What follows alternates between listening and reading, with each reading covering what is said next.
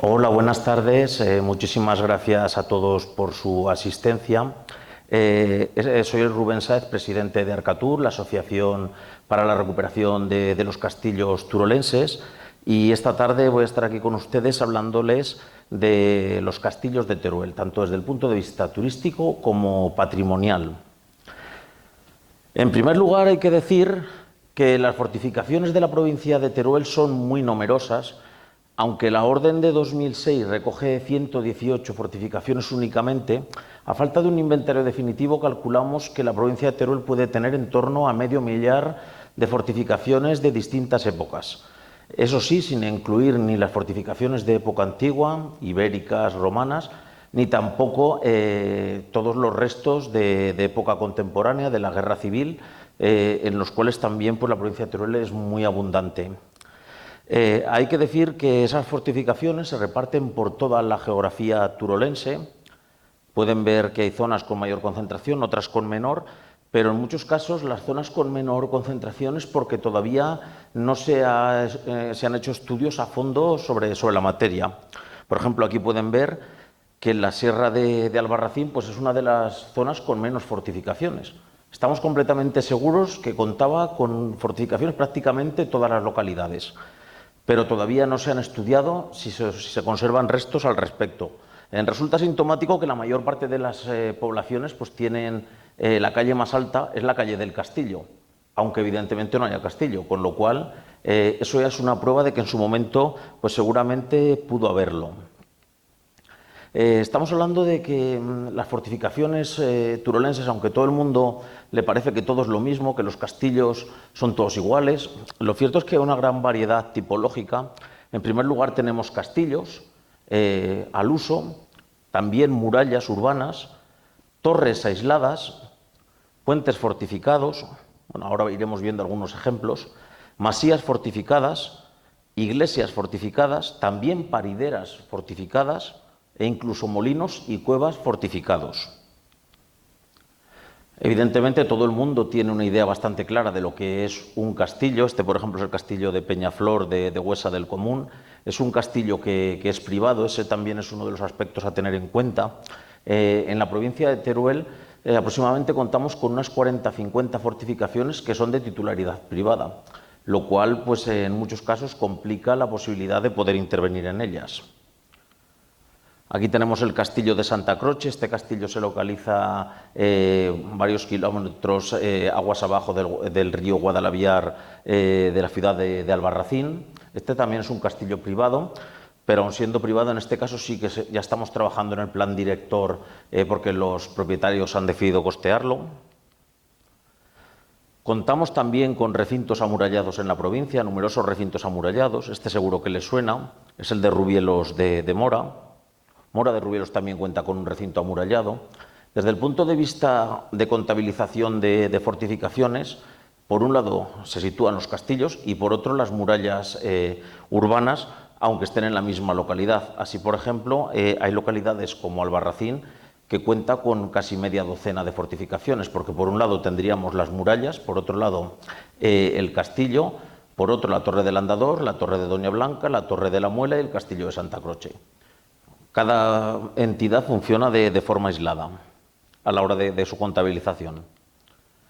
El Castillo de Cedrillas, mal llamado Castillo de Cedrillas, porque lo cierto es que no es un castillo, sino que es un recinto amurallado, y dentro de esta fortificación se encontraba el antiguo pueblo de Cedrillas.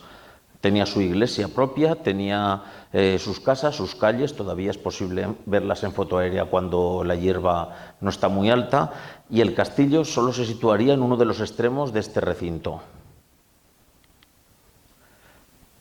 El recinto amurallado de Camarillas también es un recinto amurallado que cuenta con restos de su muralla, y también el antiguo pueblo estaría situado allí, en ese recinto.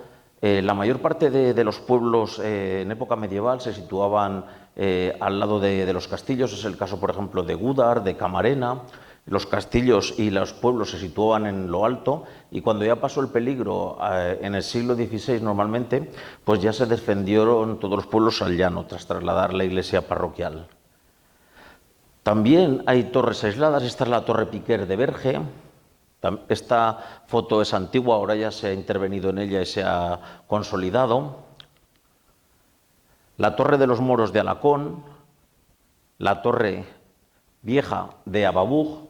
Esta torre, aunque se considera actualmente una torre aislada, a lo largo de este mes, el 18 y 19, vamos a llevar a cabo una intervención arqueológica en todo este recinto exterior, porque creemos que no se trata de una torre aislada, sino que contaba con un recinto anexo, y para tratar de demostrar que era así, pues vamos a llevar a cabo una serie de intervenciones arqueológicas con voluntarios de la localidad.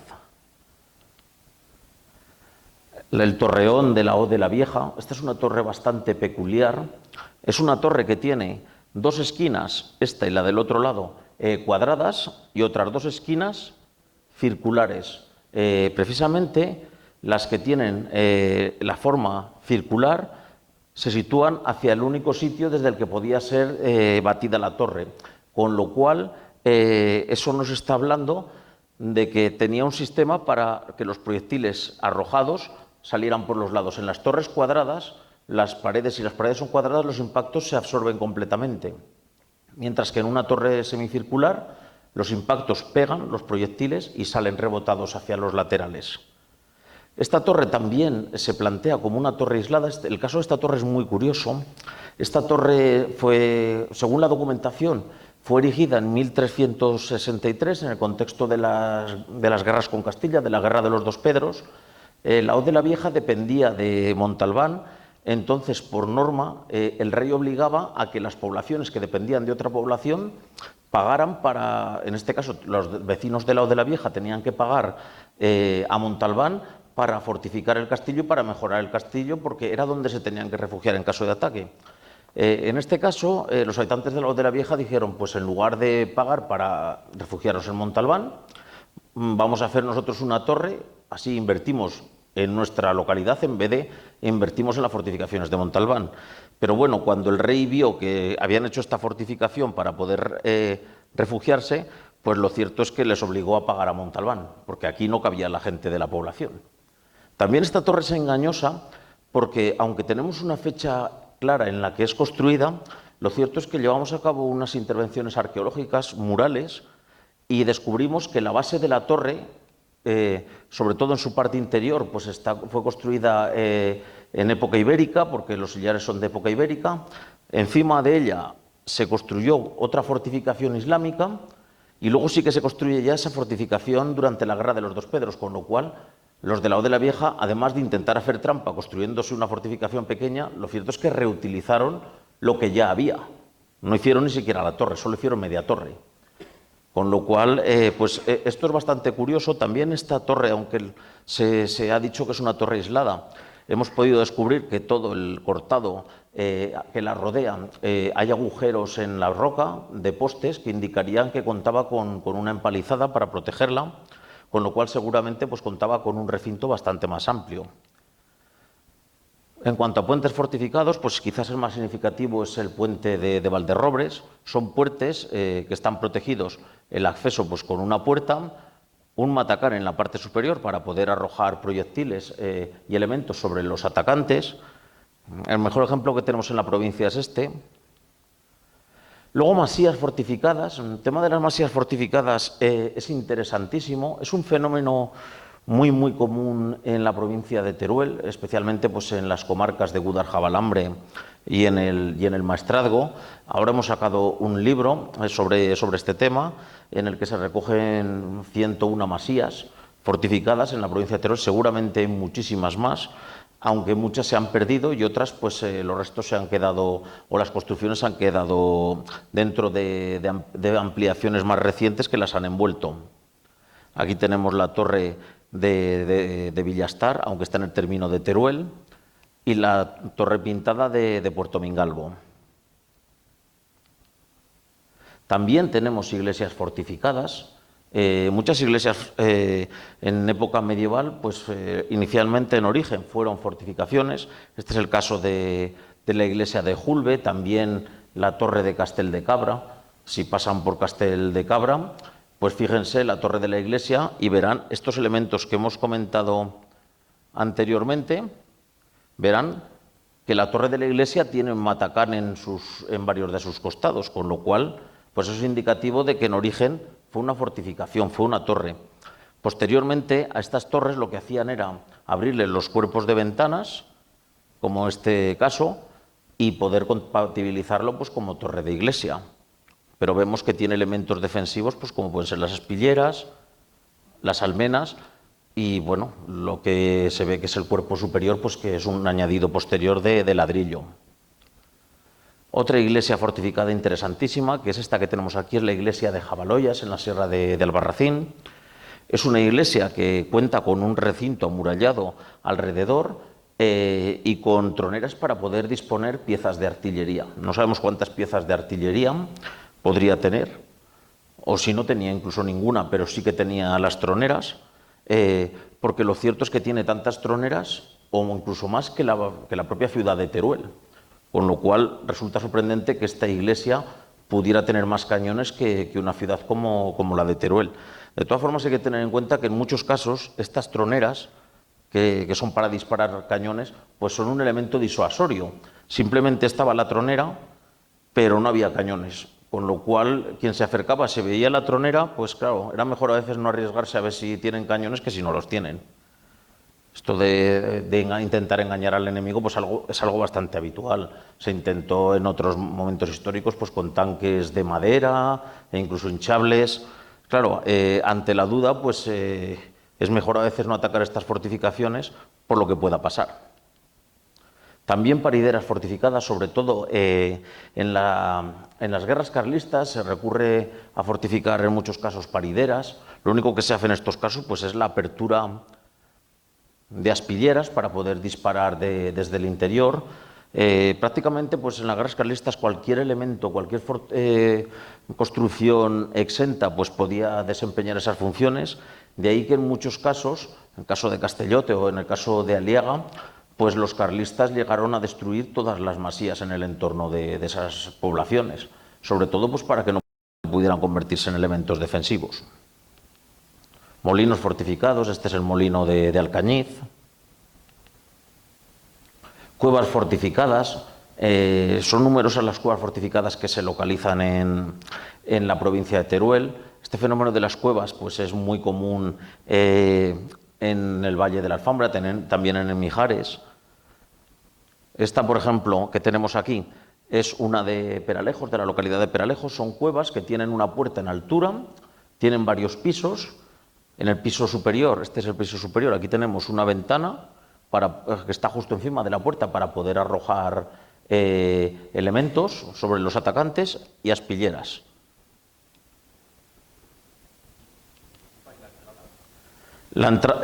Claro, aquí tenemos el problema de que ahora con drones sí que podemos hacer esas fotos. Tenemos pendiente ir con drones, porque lo cierto es que desde la entrada no puedes hacer una foto de arriba, porque las entradas están en alto. O sea, solo puedes hacer una foto frontal de la cueva con un dron. Y eso que en algunas cuevas todavía se puede entrar porque ha caído tierra de la parte superior de la parte superior del monte y hace que algunas puertas están a pie llano. Pero en su momento esas cuevas estaban la puerta totalmente en alto. Ahora solo es posible verlas y poder fotografiarlas y que se aprecie realmente lo que son con drones. Si no, es imposible. E incluso pues algunas que hay en Rubielos pues había que subir trepando. Las cuevas, por ejemplo, de Cuevas Labradas, hay que subir trepando si quieres poder verlas por dentro. La verdad es que es un recurso en las zonas que no había disponibilidad económica, sobre todo en época islámica, para construir fortificaciones, pues se recurre a estas cuevas.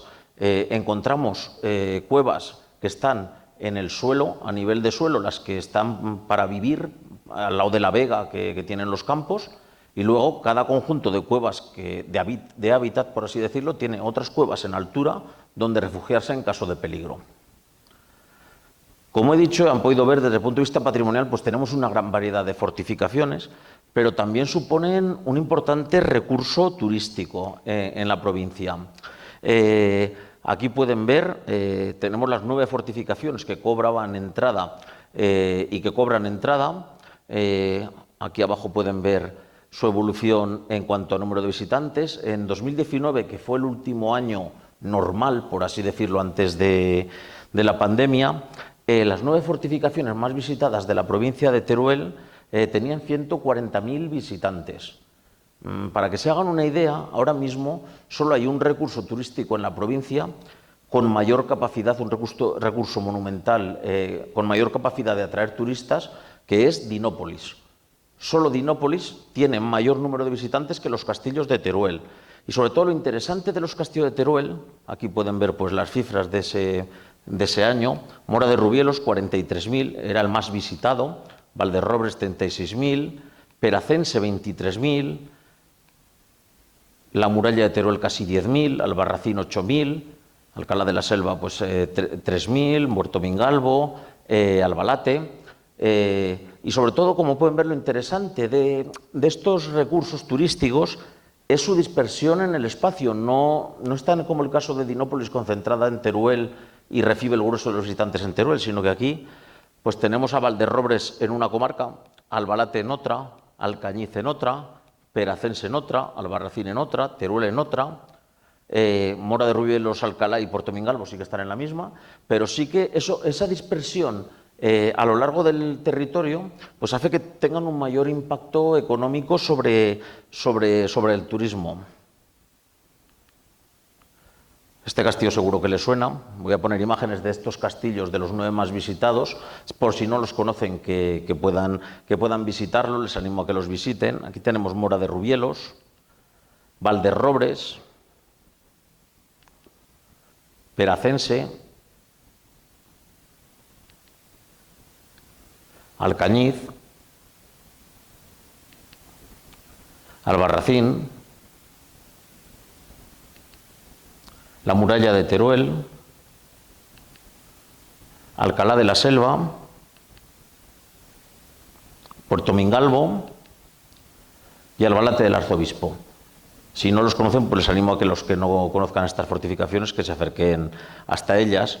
Es importante ver qué suponen estos castillos, sobre todo si los ponemos en relación con los castillos más visitados de Aragón. Decir que entre los 8 castillos más visitados de Aragón, 4 son turolenses. El más visitado de todos en Aragón es la Aljafería, por todo lo que lleva implícito, no solo por situarse en Zaragoza capital, sino también ser la sede de las Cortes, ser visita obligada para todos los colegios de Zaragoza, y prácticamente pues solo con los colegios que van pues ya suman tantos visitantes como puede sumar cualquier otro castillo. El segundo más visitado es el Castillo de Loarre. El Castillo de Loarre ha tenido la suerte de que se rodó en él la película El Reino de los Cielos. Antes de que se rodara esa película, el castillo tenía en torno a los 60 y pico mil, 70.000 visitantes, y prácticamente pues, ha aumentado pues, casi 40.000 al año después de haber salido en esa película. Desde nuestra asociación, pues uno de los objetivos es intentar conseguir que alguna superproducción pues pueda rodarse en los castillos turolenses, porque lo cierto es que nos ha demostrado la experiencia que cuando se ruedan superproducciones hay una cantidad enorme de turismo vinculado pues, a esas producciones. En el caso, por ejemplo, del Señor de los Anillos o también de Juego de Tronos, hay auténticos grupos de peregrinaje a todos los castillos y todas las localizaciones que han salido en la serie. El castillo de Fafra, que salió en la serie, pues tiene miles y miles de visitantes solo por haber salido en esa serie, con lo cual pues esta es una asignatura pendiente, el intentar conseguir que se ruede alguna superproducción, porque podría contribuir pues decisivamente a aumentar el número de visitantes. En tercer lugar tenemos la Ciudadela de Jaca. Es una fortificación excepcional, es la fortificación pentagonal de traza italiana más completa de toda Europa. Tiene 90.000 visitantes. Y luego ya los 4 siguientes, en cuanto a número de visitantes de Aragón, son el de Mora de Rubielos, Valderrobres, Peracense, Alcañiz, y el último de esa lista es el de Monzón. Como pueden ver, es interesante tener esto en cuenta, porque de los 8 castillos más visitados de Aragón, 4 son turolenses. O sea, los castillos turolenses suman tanto como los castillos de Zaragoza y de Huesca juntos. No en cuanto a número de visitantes, pero sí que también hay una clara macrocefalia pues, con la aljafería. Pero por lo demás, los castillos turolenses pues, están muy bien situados en este ranking.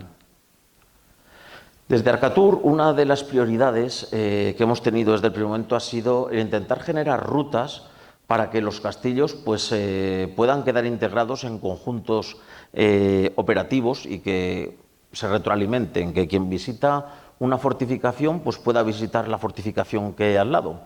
En ese sentido, la primera de las rutas que creamos fue la ruta de los castillos de las órdenes militares.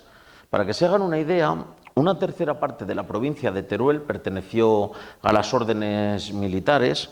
Aquí tienen todos los territorios que pertenecieron en su momento, y teniendo en cuenta esta importancia, pues se puso en marcha la primera ruta. También hay que decir que la provincia de Teruel fue la única provincia que tuvo 7 órdenes militares, de toda España, la única provincia que tuvo 7 órdenes militares. La primera de ellas es la Militia Christi de Monreal del Campo, que se crea en 1124. Para que se hagan una idea, en el 1119 se había creado la Orden del Temple en Tierra Santa y solo 5 años después se crea la Militia Christi de Monreal. De hecho, cuando se crea esta militia, ni siquiera la Orden del Hospital había hecho todavía los votos militares en Tierra Santa. Esta es la primera orden militar europea y la tenemos en Monreal del Campo.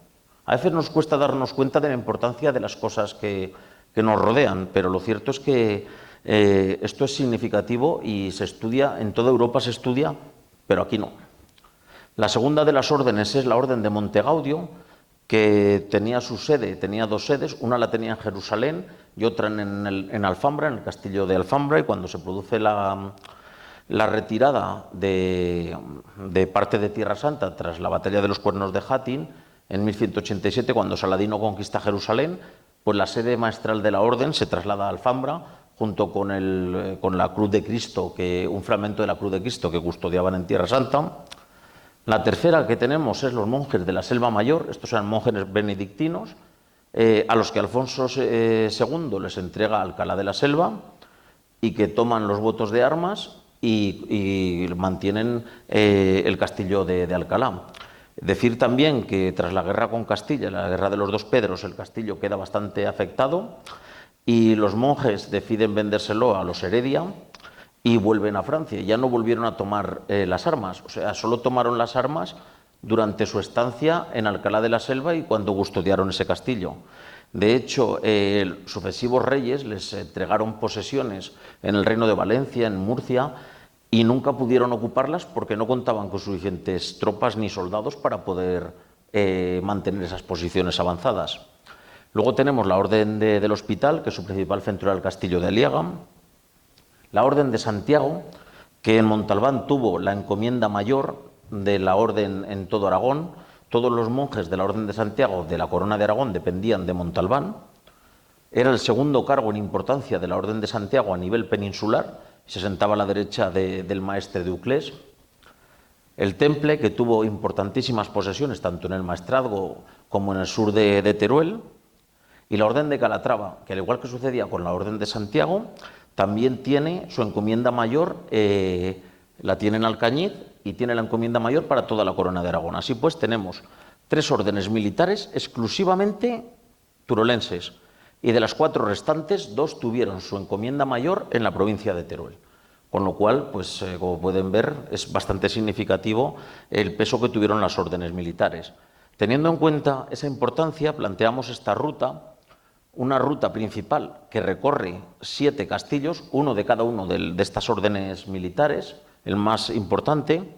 A esta ruta la planteamos de tal forma que comienza por Monreal del Campo para la gente que viene de Zaragoza, Madrid y del norte, por Alcañiz en el caso de que se venga desde Cataluña, y se puede entrar por Alcalá de la Selva para el turismo que viene de Valencia. En cada uno de estos castillos se ha instalado un panel explicativo. Ven aquí lo que les comento. Por un lado sí que se habla de la importancia de la orden militar, del castillo en sí, de la ruta, pero lo que se busca es que los visitantes al hilo de esta ruta, pues puedan ver aquí otros castillos próximos. Por un lado tendríamos aquí el de Torralba de los Isones, el de Alba y el de Peracense, que son los que se encuentran más cerca. Tenemos lo que queda del castillo de Monreal, del castillo de Alfambra, que conserva un aljibe islámico con sistema de decantación para depurar el agua, el de Alcalá de la Selva, con el perímetro que tendría en su momento, el de Aliaga. Actualmente estamos trabajando en el plan director del castillo de Aliaga. Esta fortificación sí que va a dar unas sorpresas enormes. Es la fortificación con mayor planta de toda la provincia de Teruel, no metros construidos lo tiene el castillo de Mora, pero en planta sí que el castillo de Aliaga, que tiene 6.500 metros cuadrados. El castillo de Montalbán, en el que hemos excavado recientemente, excavamos el año pasado con un taller de empleo.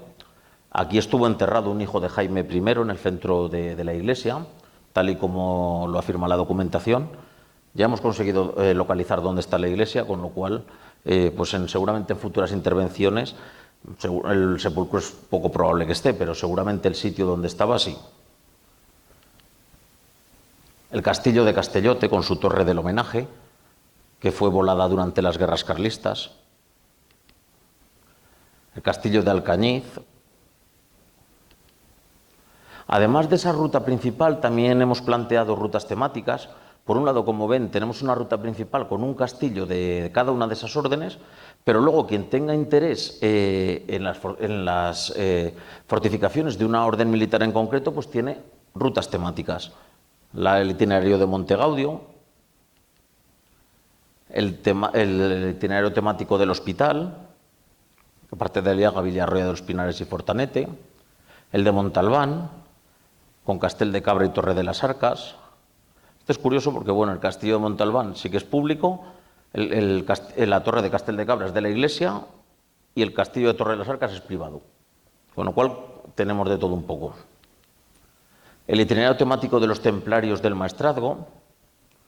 Aquí pueden ver pues toda la importancia que tuvieron, desde Cuevas de Cañar, Castellote, Tronchón, Mirambel, Cantavieja, La Iglesuela, Villarluengo, Cañada de Benatanduz, Cantavieja.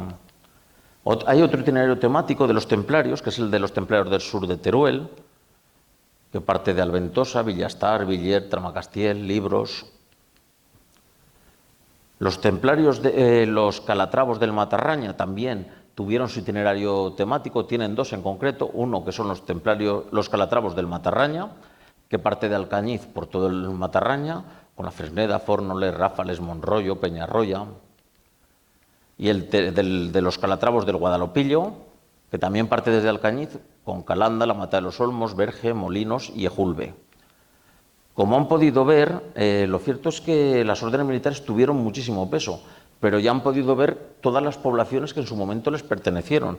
En algunos casos pues son unas poblaciones interesantísimas desde el punto de vista patrimonial, como Mirambel, como La Iglesuela. Verdaderamente pues esta ruta atesora pues buena parte del patrimonio fortificado de esas zonas. El segundo itinerario temático que hemos creado es el Camino de los Almorávides. Este se vincula con la batalla de Cutanda, un proyecto en el que estamos trabajando también desde el equipo de Arcatur. Para que se pongan en situación, en 1118 Alfonso I conquista Zaragoza, lo cual pues provoca una debacle en el mundo musulmán. Se reúne un ejército en el valle del Guadalquivir, sube por Levante, se le van sumando tropas de Murcia, Valencia, Molina, Lérida. Ese ejército llega a Teruel y toma el camino de los Almorávides, lo que hemos llamado el camino de los Almorávides, por el valle de la Alfambra y por el valle del Pancrudo. Y mientras tanto Alfonso I estaba sitiando Calatayud cuando se entera que el ejército avanza hacia Zaragoza, a la altura de Cutanda lo intercepta y lo derrota. Ese hilo conductor del camino de los Almorávides nos ha permitido localizar 20 fortificaciones y elementos defensivos desde Teruel hasta Cutanda.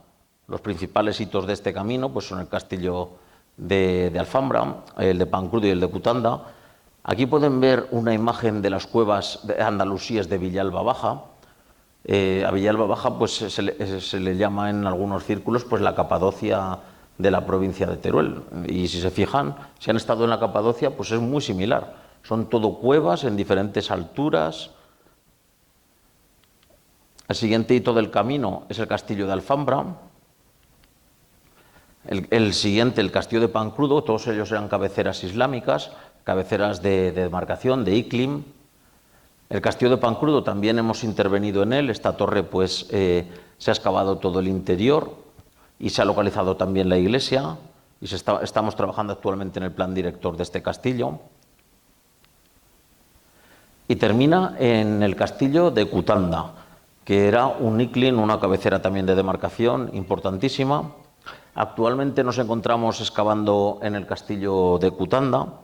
Este castillo, esta parte superior le pertenece al Ministerio de Hacienda y el resto al Ayuntamiento. Ese es otro de los actores que faltaba por sumarse a lo que hemos comentado de castillos que son de propiedad municipal, castillos que son privados, castillos que son de la Iglesia, pues luego tenemos los que son de Hacienda. Y de Hacienda, en la provincia de Teruel, tenemos el castillo de Cutanda, esta parte, y las murallas de Mirambel. No me pregunten cómo pudieron terminar en manos de Hacienda las murallas de una población. Se pueden imaginar todos los problemas que eso genera cada vez que se quiere construir algo, porque casi todas las casas están adosadas contra la muralla de Mirambel. Es curioso. Hacienda, hay que decir que tenía muchísimos más castillos, pero en los años 70 y 80 los vendió. O sea, se desprendió de todos ellos y los adquirieron, pues, sobre todo extranjeros, en algunos casos alemanes, canadienses, que seguramente ni siquiera vinieron aquí a ver el castillo que se habían quedado. Salían a un precio irrisorio y los adquirían. Claro, ahora cada vez que un ayuntamiento quiere intentar recuperar su castillo, o por vía de permuta, por cambio por otras instalaciones o por otros terrenos, pues es una auténtica locura, porque hay veces que puede costar años encontrar al propietario. O imagínense un propietario en Canadá, un tal Hans, hace 50, 60 años, que evidentemente ya no vive, hay que buscar a los herederos. Es complejo el tema.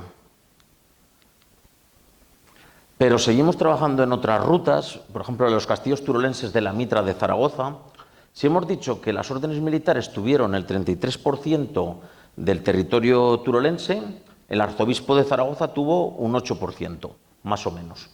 Por ejemplo, era propiedad suya el castillo de Valderrobres, el de Albalat, evidentemente, del arzobispo, pero también el de Puerto Mingalvo, el de Linares de Mora, el de Jorcas, el de Cutanda. Tenía unos 17 castillos, 18 en la provincia de Teruel. En su mayor parte son castillos, palacio. Pero hay que trabajar en otras futuras rutas, como la de los castillos de la frontera castellana, los castillos Palacio de Teruel, las fortificaciones musulmanas, las fortificaciones de las guerras carlistas. Como ya les he dicho, el objetivo es que todos los castillos trabajen en red, que no se quede ningún castillo aislado. Porque, claro, a lo largo de las imágenes que hemos podido ir poniendo, han visto que hay castillos que están en un buen estado de conservación, como el suyo, como el de Mora, pero también tenemos otros castillos pues, que están en ruinas. Y la única forma de que se puedan apoyar esos castillos es que, al amparo de los castillos que están en mejor estado, cuando se visita un castillo que está en buen estado, se recomiende desde allí visitar otros castillos del entorno. Así, los 43.000 visitantes, por ejemplo, que tiene el castillo de Mora, pues puede ser un buen punto de atracción para desde aquí pues, que se visite Gúdar, que se visite Alcalá de la Selva, que se visiten los castillos del entorno, porque es la mejor carta de publicidad que se puede hacer.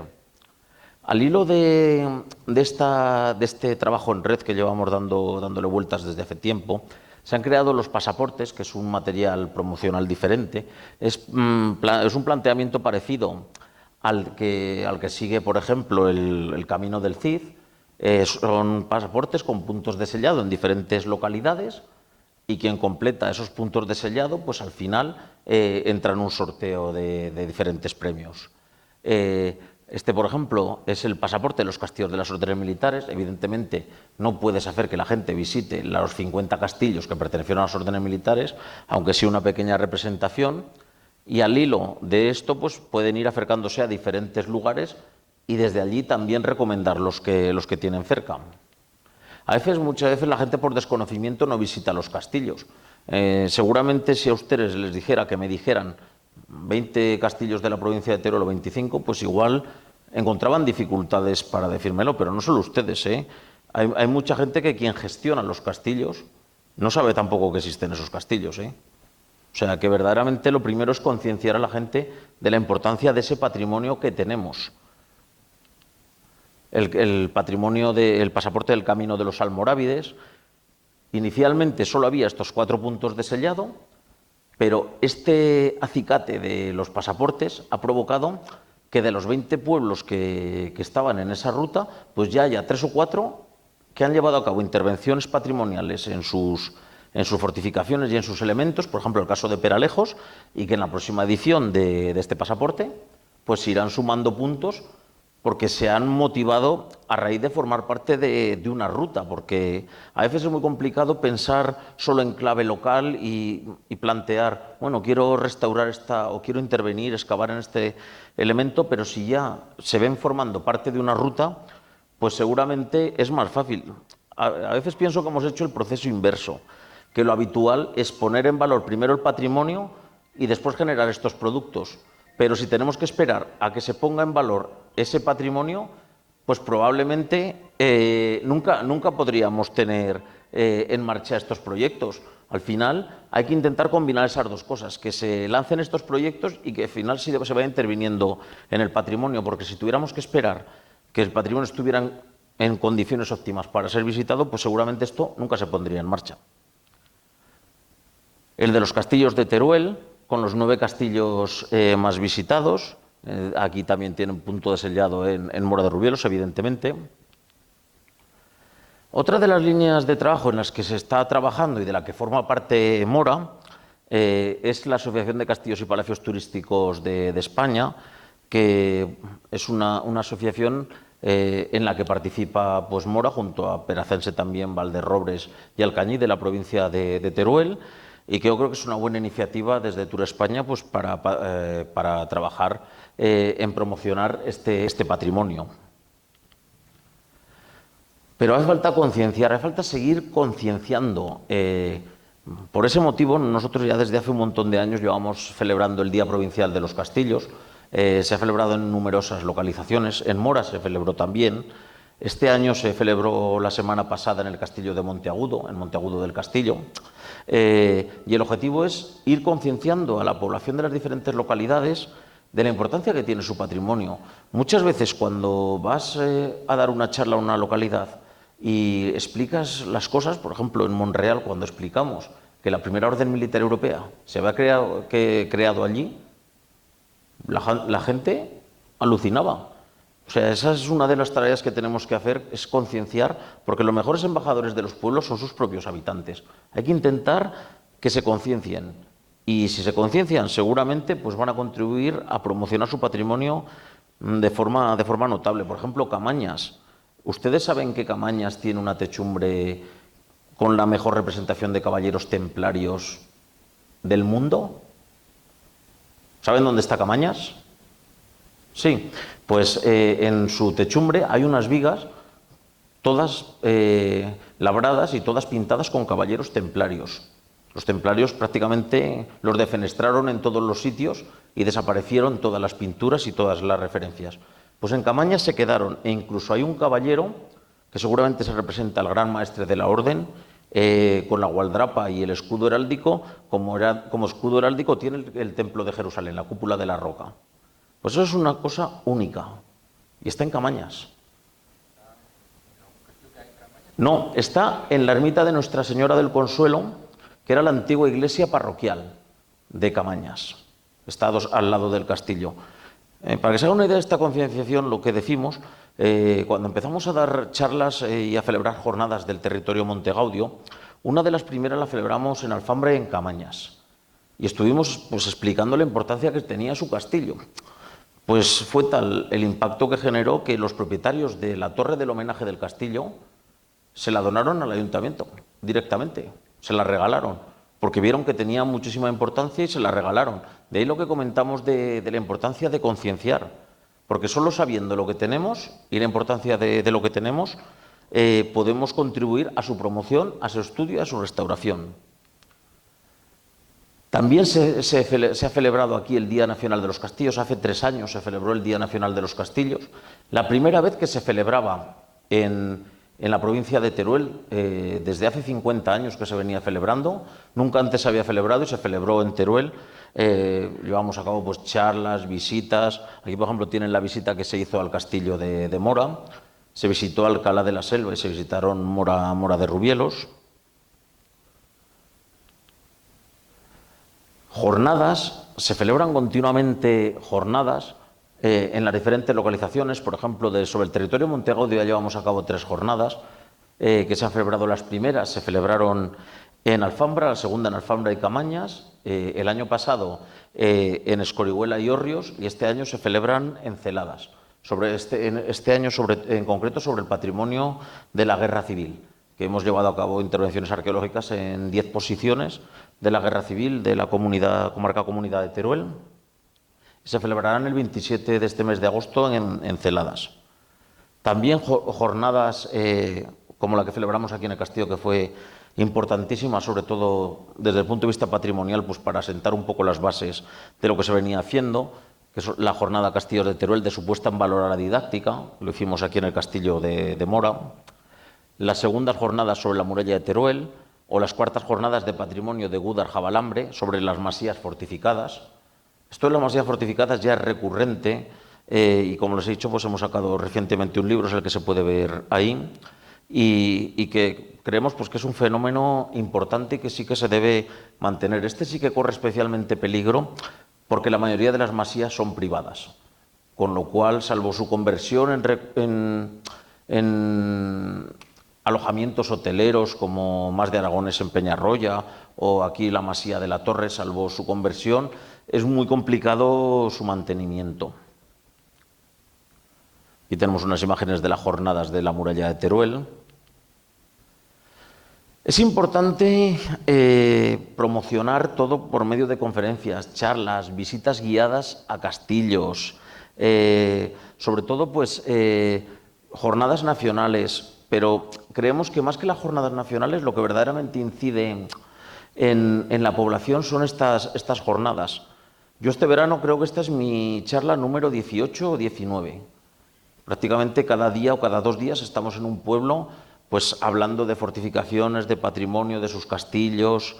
Evidentemente pues también hay que pensar que en agosto y julio pues es cuando más gente hay en las localidades y cuando mayor impacto puede tener las charlas, sobre todo pues para seguir concienciando, porque bueno, Mora sí que tiene población, pero por ejemplo estuvimos hace unos días en Torre de las Arcas y son 24 vecinos. Tuvimos 60 en la charla, porque hay mucho veraneante, pero sí que es cierto que es el momento para tratar de impulsar este tipo de proyectos y sobre todo pues para contribuir a promocionar el patrimonio. Aquí tenemos una visita que hicimos al castillo de Allepuz. Fue a raíz de la visita que hicimos al castillo de Allepuz con el Parque Cultural del Chopo Cabecero. Por ejemplo, cuando explicamos la importancia del castillo, pues su ayuntamiento ya se ha planteado el que se hagan unas catas arqueológicas para ver qué se conserva. Y ya está pedido el permiso, o sea, para poder hacerlas este otoño. Como digo, estas cosas generan mucho impacto. Porque claro, cuando haces visitas guiadas a los castillos y a la gente de la localidad, donde ha jugado toda la vida, donde te cuentan que ellos han contribuido a la ruina tirando piedras del castillo abajo, evidentemente como todos los niños, pero sí que es cierto que cuando llegas a un castillo, como estuvimos otro día en Monteagudo, y le dices a la gente, bueno, aquí hay un muro, este muro te conserva el perímetro, aquí tendría una iglesia, no sabemos dónde, aquí tendría... Cuando la gente se hace la idea de lo que tiene, pues es que están deseando empezar a excavar. De hecho, ya nos decían en Monteagudo, ¿y cuándo empezamos? Digo, pues lo primero cuando el castillo sea del ayuntamiento, que es privado. Pero ya están en negociaciones y seguramente se lo va a quedar. Pero es que a la gente cuando le cuentas las cosas y le enseñas sobre el terreno lo que puede conservarse en sus castillos, porque claro, la arqueología una de las cosas que hace es magia. Nosotros no hacemos crecer los castillos hacia arriba, nosotros hacemos crecer los castillos hacia abajo. Y sitios donde no se ve nada, por ejemplo en Monreal de Ariza, que no se veía prácticamente nada, pues cuando terminamos la intervención arqueológica había muros de 6 metros de altura. O sea, que se pueden imaginar, hasta donde no se ve nada, es posible que aparezcan restos significativos. También en las exposiciones fotográficas creemos que es un elemento importante. Aquí también hemos tenido exposiciones fotográficas de castillos. Tenemos 4, la de Castillos de Teruel, la de Castillo de Teruel Perspectivas, el camino de los almorávides y las masías de Guadaljabalambre. ¿Por qué esto de las exposiciones? Pues porque cuando pones una exposición de fotografías de castillos y la gente se acerca a verla, pues es el mejor enganche para que vayan a visitar los castillos. Porque dicen, bueno, en este pueblo, por ejemplo, hay un castillo y no sabía que existía. Mira qué castillo tan chulo. Pues es un buen reclamo para poder animarse a participar y a visitar los castillos. Y visitar los castillos es una cosa única, porque les puedo asegurar que por muchos castillos que visiten, no van a ver 2 iguales.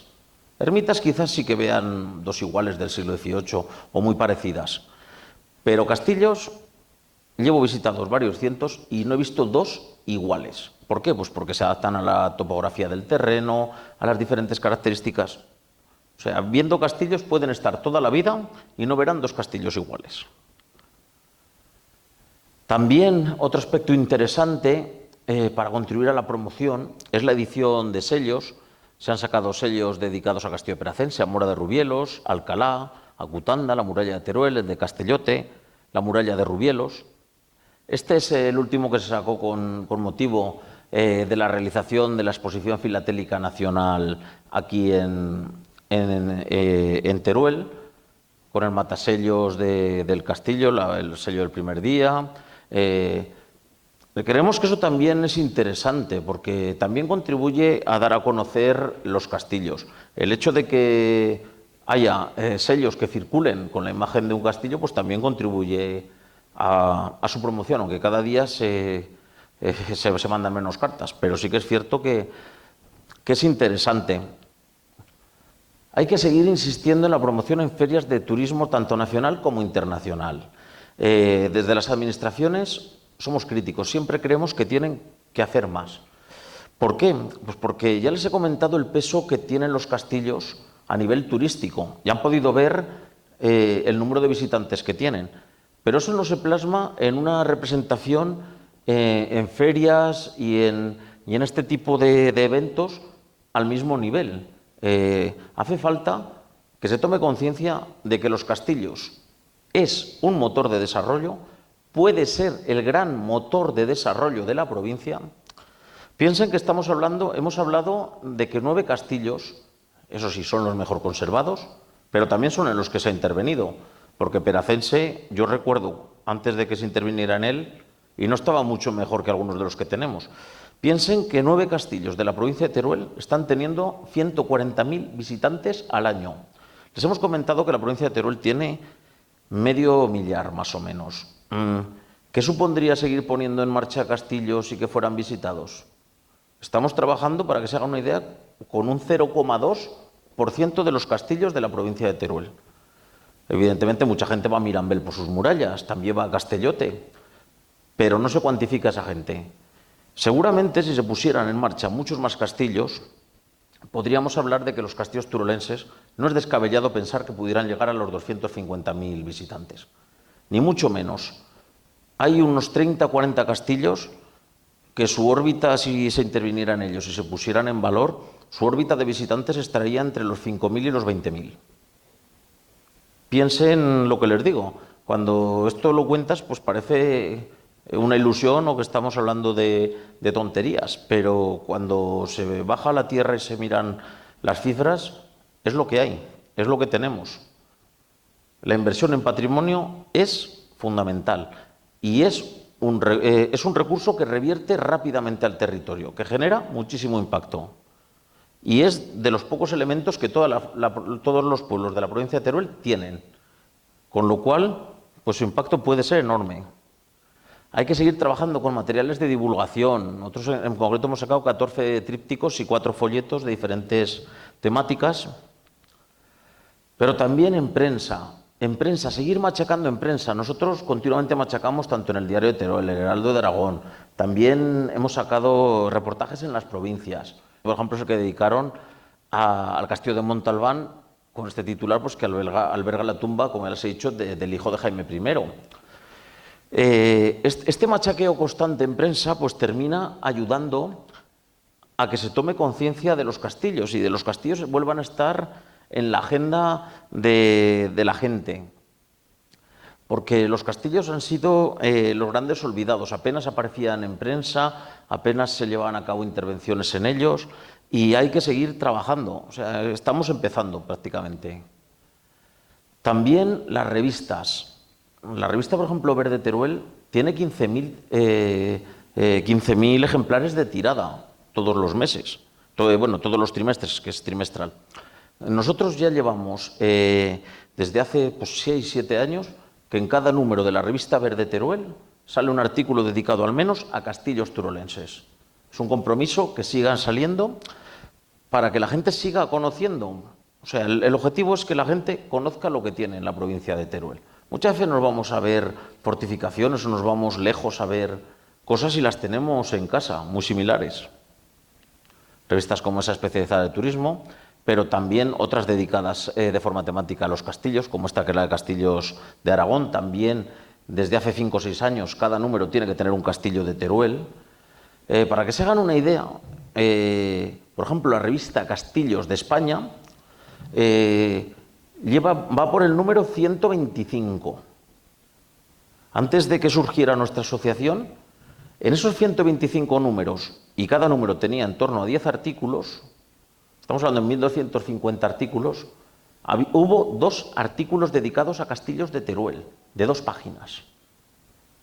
Piensen en que de 1.250 artículos, solo hubo 2 dedicados a Teruel en 50 años. Es importante que se conozca. Lo que no se conoce no existe. También otra de las labores que hacemos continuamente es la de publicar monografías dedicadas a castillos turolenses. Después ya de las cartillas turolenses o de la obra de Guitart, que es de hace 30 años, pues no se había publicado nada de castillos.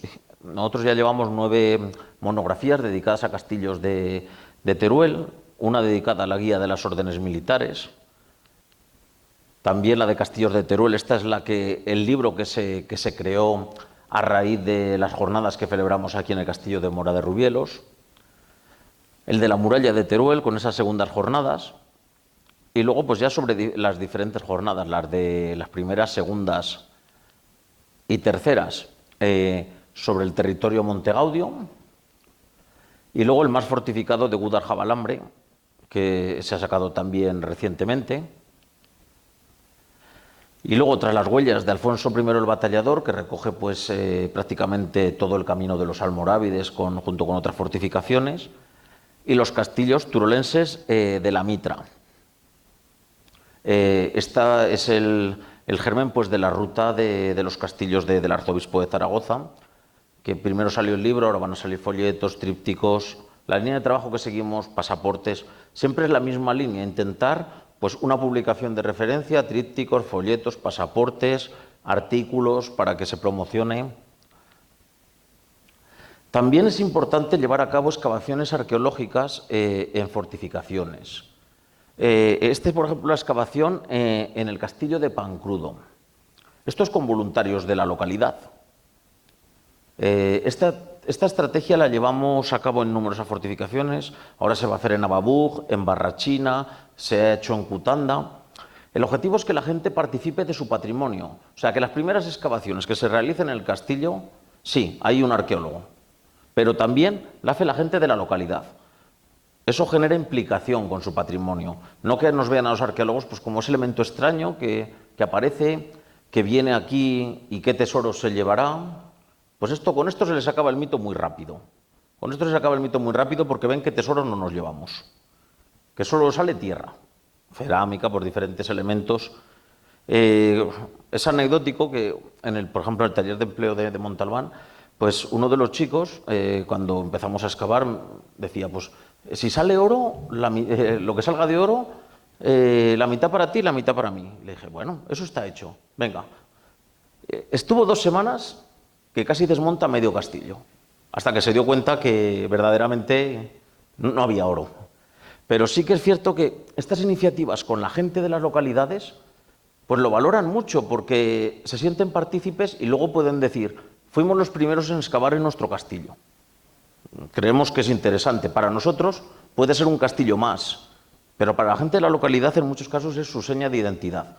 Y eso es importante que participe la gente. Por eso buscamos esa participación de la gente de las localidades, tanto en las charlas, tanto en las jornadas, en algunos casos también en el proceso de limpieza de los materiales que han salido de la excavación, para que vean muchos talleres, mucha práctica, para que se involucren con todo lo que se hace.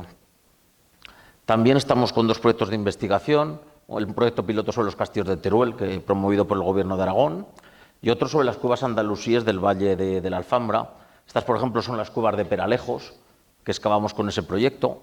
Aquí pueden ver mejor las cuevas, la puerta de entrada. En la otra que hemos visto se veían las aspilleras del piso superior, aquí se ven 2 puertas.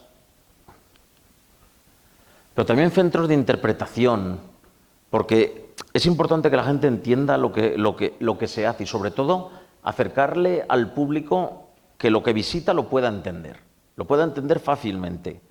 Pues el del Teruel subterráneo, que está en los aljibes, el de la batalla de Cutanda, el de Cedrillas, la musealización del castillo de Alcalá, de la parte superior, y también mesas explicativas, porque la gente tiene que entender, cuando llega a un castillo, tiene que entender lo que hay, o cuando llega a un elemento patrimonial, y tiene que ser de forma amena, sencilla, y si es posible, intentar ayudarle a que reconstruya lo que hay visualmente, tanto con códigos QR que te redirigen a páginas en las que tú puedes ver ese elemento reconstruido. Eso es muy importante, hay que hacer mucha didáctica, porque a veces a la gente los yacimientos arqueológicos o los castillos le tiran un poco para detrás si no se ve mucho. Y hay que acercarlo para que se entienda. Aquí tenemos el centro de interpretación de la batalla de Cutanda, pues para que la gente entienda cómo eran las armas, cómo se vestía, cómo se actuaba en esos momentos. Otro de los elementos fundamentales es la creación de planes directores. Los planes directores son fundamentales porque es la herramienta básica para poder actuar en el patrimonio. Los planes directores se idearon ya desde hace varios años con el objetivo de que se marcaran unas pautas, en el plan director se marcan unas pautas a seguir en el castillo desde que se inicia la primera intervención hasta que se termina. Da igual que pasen 10 años, 15, 20, 5... ¿Por qué se planteó esto? Pues porque hacía falta unos criterios que fueran igualitarios. ¿Qué pasaba cuando se hacía una intervención arqueológica y una consolidación de los muros? Se seguía un criterio. Se hacía otra actuación a los 3 años, se hacía otro criterio completamente diferente. ¿Y qué sucedía? Pues que nos encontrábamos con un pastiche. Una fortificación, en un trozo se había puesto acero corten, en otro sitio se había recrecido de otra manera, y eso dificultaba pues entender la fortificación y, sobre todo, que generaba un estado de lo que digo, un pastiche, que se veía cada restauración como había sido. Y con estos planes directores pues se marca los criterios a seguir en la fortificación desde que se empieza hasta que se acaba. Da igual el tiempo que pase, pero las obras hay que hacerlas así. Da igual dónde las hagas, en esta parte del castillo o en otra. Actualmente pues son pocas las fortificaciones de la provincia de Teruel que tienen plan director, y eso es un problema, porque si no se cuenta con plan director no se puede optar a ninguna subvención, ni del 1,5% cultural, ni de nada. O sea, una población que tiene un castillo y consigue 50.000 euros de una subvención, si no tiene plan director no los puede ejecutar. Por eso es una herramienta básica y nosotros siempre en las administraciones le insistimos. En Castilla y León, por ejemplo, la Junta paga planes directores. Cada año paga 8 o 10 planes directores a fortificaciones. Claro, cuando luego llegan el 1,5% cultural, pues pueden pedirlo pues porque tienen ese plan director, porque es el cuello de botella por el que hay que pasar. Ahora estamos trabajando en el del Castillo de Alfambra, el de Montalbán, Castellote, Pancrudo, Santa Croce y Aliaga. Es fundamental y no nos cansaremos de pedirles a las administraciones que paguen planes directores, porque es el corte que hay que pasar para poder pedir subvenciones. Pero también hemos llevado a cabo otras actuaciones tanto a nivel nacional como internacional, como Castillo de Mesones de Isuela, en Zaragoza y de Ainsa, los planes directores, excavaciones en el Castillo de Monte Aragón, el emblemático Castillo de Monte Aragón y Monreal de Eriza, jornadas nacionales e internacionales. Y luego otra de las líneas de trabajo que es interesante es la colaboración con el ISE del Atlántico, de Royan. Este es un instituto de investigación francés. Este año tuvimos un equipo, este año pasado, de ese instituto que llevó a cabo un levantamiento topográfico y una recreación 3D del castillo de Aliaga. Aquí están con sus equipos volando y haciéndolo. Es interesante la colaboración internacional, pues porque verdaderamente donde hay recursos suele ser en Europa para este tipo de actuaciones. Y esos proyectos colaborativos, esas líneas de subvenciones colaborativas con parteners, sobre todo franceses, con Nova Aquitania, pues están muy bien vistas. Este trabajo que llevamos haciendo desde muchos años pues, tuvo su reconocimiento con la placa al mérito turístico en 2018, pero como les he dicho es un camino largo lo que nos queda por recorrer. Les he mostrado el presente de los castillos, parte del pasado, pero por ejemplo en el campo de la promoción hay que seguir creando nuevas rutas temáticas, insistir en la ruta de los grandes castillos y palacios, pero hace falta muchísima más promoción institucional. O sea, en las ferias nacionales e internacionales, en Fitur, tiene que haber mucha más promoción de castillos. Igual que se lleva un dinosaurio de Dinópolis, se llevan maquetas, hay que llevar, los castillos tienen que estar presentes, porque como les he dicho, su peso en el sector turístico de la provincia de Teruel es enorme, con lo cual no se pide nada raro si lo que se pide es que esté a la altura de lo que supone ese recurso. Hay que seguir con nuevas publicaciones que den a conocer el patrimonio, que lo acerquen a la gente, que la gente pues, entienda los castillos, que pueda acercarse a ellos de forma amena.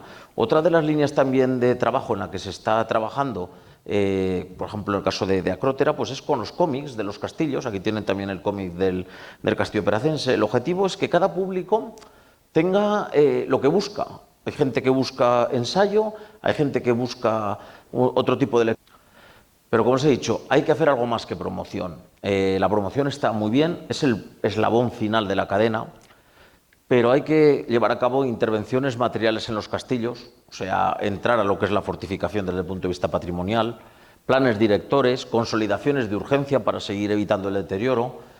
La verdad es que cuando uno recorre los castillos y los recorres con cierta asiduidad, pues llegas a ver un castillo y lo ves al año siguiente y comparas las fotos y faltan trozos. Y es cierto, es que se caen a trozos. Excavaciones arqueológicas, restauraciones, musealizaciones, que es el último pues ya de los eslabones. Y ya no quiero extenderme. Muchas gracias por su atención. Si tiene alguna pregunta, pues soy capaz de contestarla, pues la contestaré.